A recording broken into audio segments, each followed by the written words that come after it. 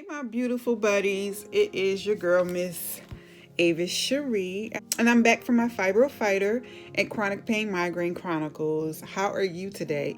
Spring's on the way. I hope you're doing well. I hope you're taking the seasons changing, fluctuating. My prayers going out to the people that were affected by the tornadoes. So much going on, so much to say.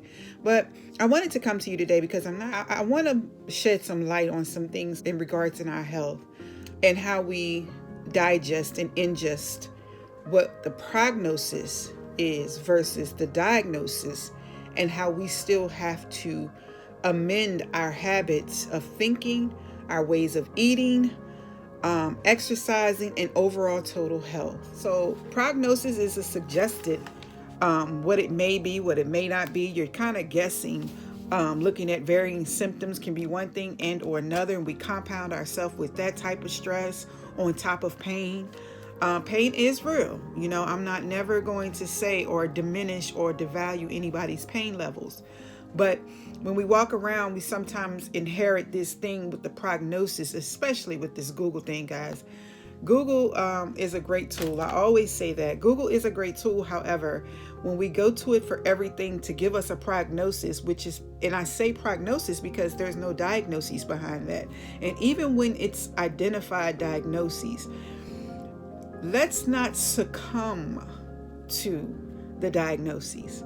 I merely created this platform for my fibro fighting days and my chronic pain migraine days and those collision courses that I face, to share with people what it looks like in all walks of life, even when you're trying to do things in spite of, even when you're trying to do things and push through. I just wanted to rally around us warriors, rally around us, and always a constant reminder that I'm not what I look like. You're not what you look like, and that we don't have to live in the illness or affliction, because this body has a mechanism, again, of self-healing, and this body needs to be nourished with great thoughts and empowering thoughts and faith and prayer and practice.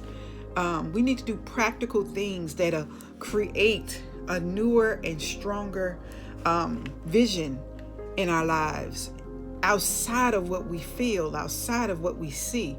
So early on, my neurologist used to always say, hey, did you try meditation to calm and soothe the heightening levels and the pain levels of my migraines because they were so rapid? And I said, well, I don't know how to meditate because, and I had a whole list of reasons why I didn't know how to meditate. It just wasn't as serious. It was a task for me. It was an assignment for me. But when it was time to focus on myself to do it for self-healing, I couldn't focus on myself because I had given myself to everything, to ignore the pain, to avoid dealing with it, to avoid succumbing to it. But recently, August of 2019, I decided to embark upon it. And forgive me if I've already said this, but I'm still actively meditating. I found myself being able to calm and soothe through different techniques, just to fix the other things in my life.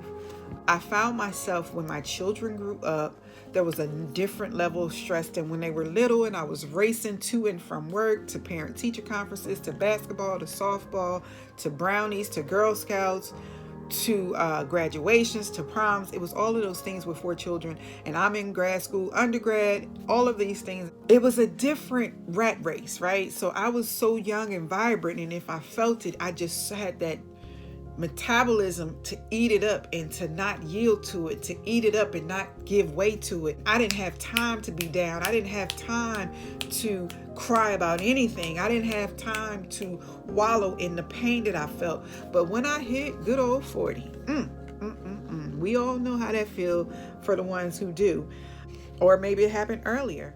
When that happened and my children were self-sufficient enough to be self-sufficient, right? And then this pain crept up on me when life happened, when new ventures of life, new chapters of life started to open, and new stressors took on another mode of attack. With my God-fearing life as a servant, as a believer, first. I knew to pray, and I'm praying. But sometimes when you pray, you exert an energy, because if you go into warfare, that's a whole nother subject. You know, you got healing power.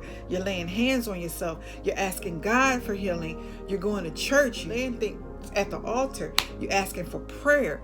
All of these things. But we have to learn also to do things daily. Not just on Wednesday night Bible study and Sunday at the pulpit, at the altar. We have to do things daily to coincide with things that are going to keep our levels balanced and take things off our plate. Learn how to say no. So this whole mindset and shift wasn't a headache for me. It was just being who I was, and to everybody that was a headache. So now my body has slowed down and said, thank you. I thought that was never going to end. I was here all along. So now if I don't have kids, babies as excuses, because kids gonna always be a headache, no matter their age, I see. And a loving headache, I must say. But once you strip that down, once they start leaving the nest, once all these beautiful things start happening, then what do you have to blame for neglecting yourself, your needs, adhering to the signs when you need to maybe get tested, get your levels tested, make sure you're not vitamin D deficient. My neurologist found out that I was years ago, is when the conversation started with Botox. And when she found out versus all of the many other doctors I was seeing, primary, I wasn't sick, but like primary, all the blood tests I was getting done, all the neurology appointments I had been through as they had been treating these migraines ongoing. My neurologist was the one to find out that I was vitamin D deficient. And it's because she probed a little more. She looked at my age and how long, the levels of treatment, the things that didn't work, the things that did work. And I didn't know it was such a great impact. And I didn't know how I even became vitamin D deficient. So I was at such a low level, a shockingly low level, that it was urgent that I get vitamin D supplements. And I mean, she was like, listen, I can't let you go before we get this regimen together. And I was just like, wow, I was so grateful.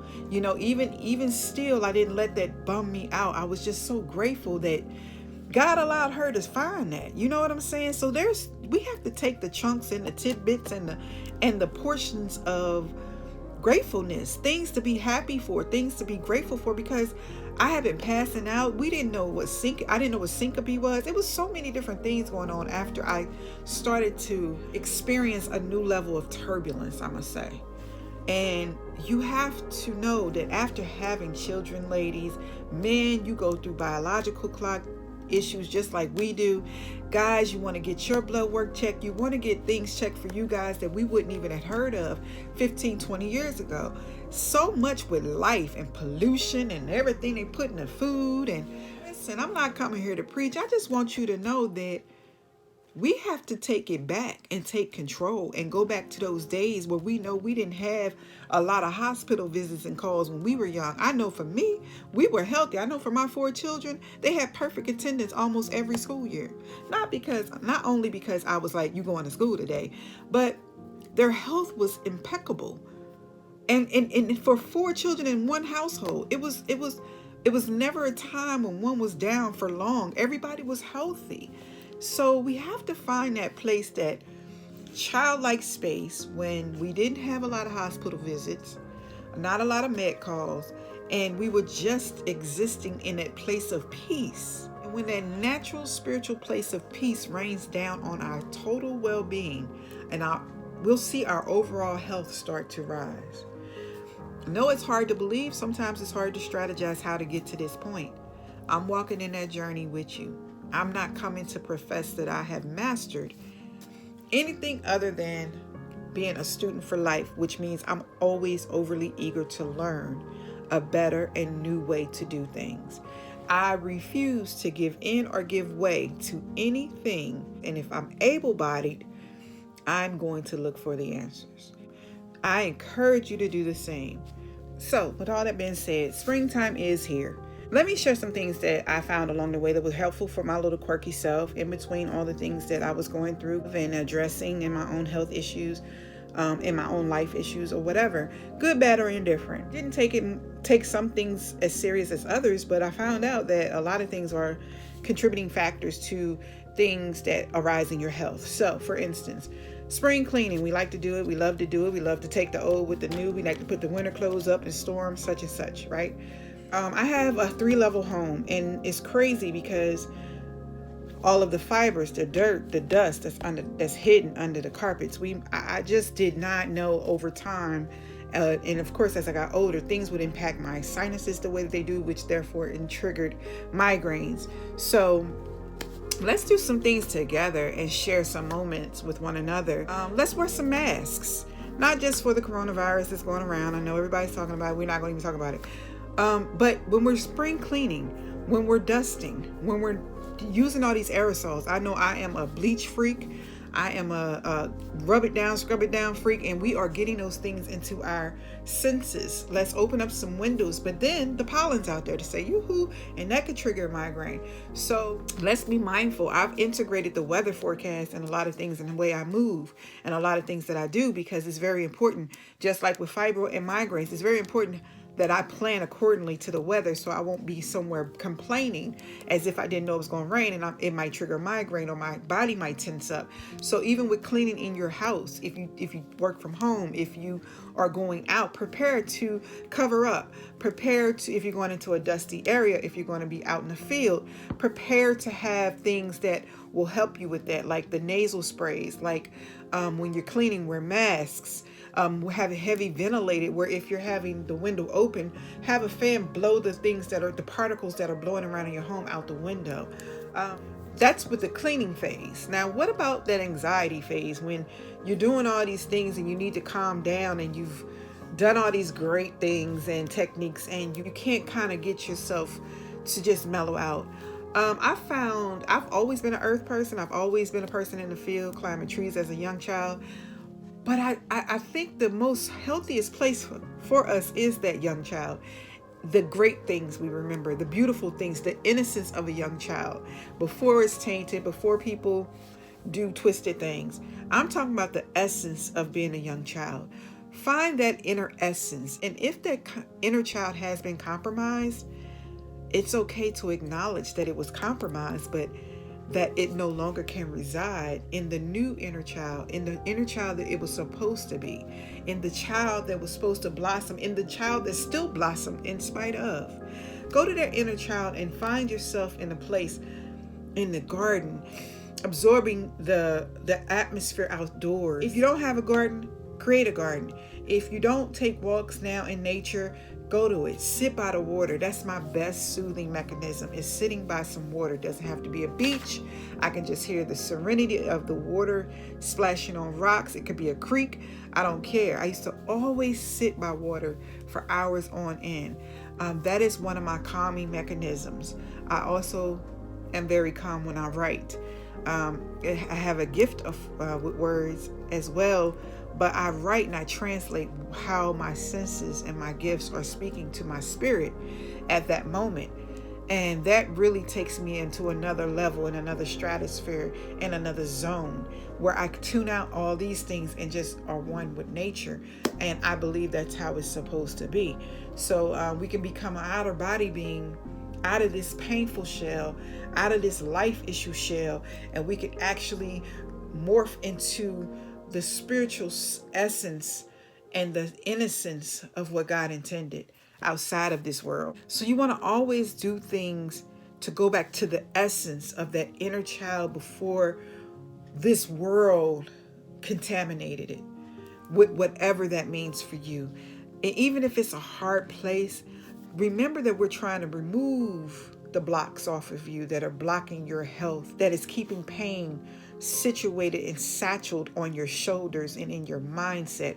We want to pluck it out of there. We want to remove those things. So when fibro and migraines intertwine and collide, we want to have as less as possible of the outside mediating factors, things we were predisposed to lay on top of that, because that twists us up at our spine and under our shoulder blade, at the nape of our neck, in our temple. All of this needs space to breathe. What I've learned with breathing in your nose, inhaling and exhaling through your nose, is a different level of meditation when you're trying to open up the blocks of your chakra. So that's a whole nother conversation. So if you want to just awaken your natural spirit being, the things that are in tune and in alignment with God, and things that are in place in this body to tap into something to level you out, you can even breathe in, hold one nostril, pinch for 1, 2, 3, hold the other nostril, breathe out, and that could easily clear your sinuses in your nose. I'm just learning techniques, guys. It's working significantly. I don't blow smoke up your butt. I don't come here to tell you all things that ain't working. I just pit stop on through to show you some love, some encouragement, and I'm doing a million things just like you. We're aspiring to live a better life, taking out trying and putting in the word I'm doing. So I'm going to do my part. I hope you do your part. And until I come back with some more Fiber Fighter and Chronic Pain Chronicles, I look forward to meeting you on the other side. I look forward to reading your comments. I look forward to sharing your different techniques. So we're going to leave on this note. We have things to do. We know we're going to be busybodies. We're going to be cleaning. So put a mask on, cover your face. If you know that you're experiencing migraines from dust, mold, dirt, cardboard boxes, totes going in that attic and that closet, you need to prepare yourself with the nasal spray that we all know about. And also you need to prepare yourself with ibuprofen. Hopefully that's the minimum that you need before whatever medicine you take at the onset of a migraine, so you can start to manage it better, so you can start to decrease the amount that you need it. Drink a lot of water so your sinuses and everything in the toxins can flush out. We can't avoid pollen. We can't avoid dust. If we have animals, which I do, we can't avoid all these things. We have to live our life. So don't succumb to getting rid of all these things. Nah, we just have to prepare a little better. And literally what we're doing is preparing wisely and smartly. It's not that because we're so bad off with migraines or fibromyalgia, whatever ailment you have, it's not because of that we have to do all these things. These are natural things, especially for me. I break out touching things, so I need to make sure I have my gloves. I have to make sure that these things are in place because I'm so special. See, I'm just special. So early in the morning is a nice time to go out on your back porch, on your deck, or when the house is still early in the morning, nobody wants to get up outside and experience the natural oxygen energy that comes off of dew. So we can experience so many things in nature, how God intended, right at our disposal without having to pay for it, and then just I meditate for 18-20 minutes, and it's just some fun things that really make life a lot easier. Next, you want to get your hands dirty in the dirt.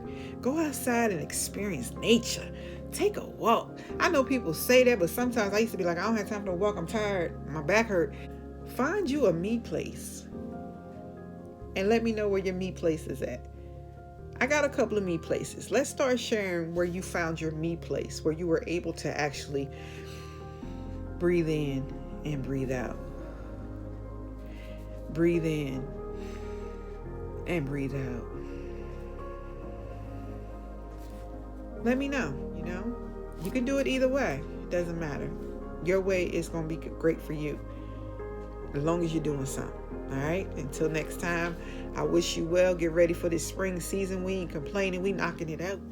It is what it is. Spring is here. We're going to look fabulous. I cut all my hair off, as I do every 4 or 5 years, and it feels good. I want to look good so I can feel good on the days that I don't feel so good. So until next time, God's love to you, God's peace to you, and smile.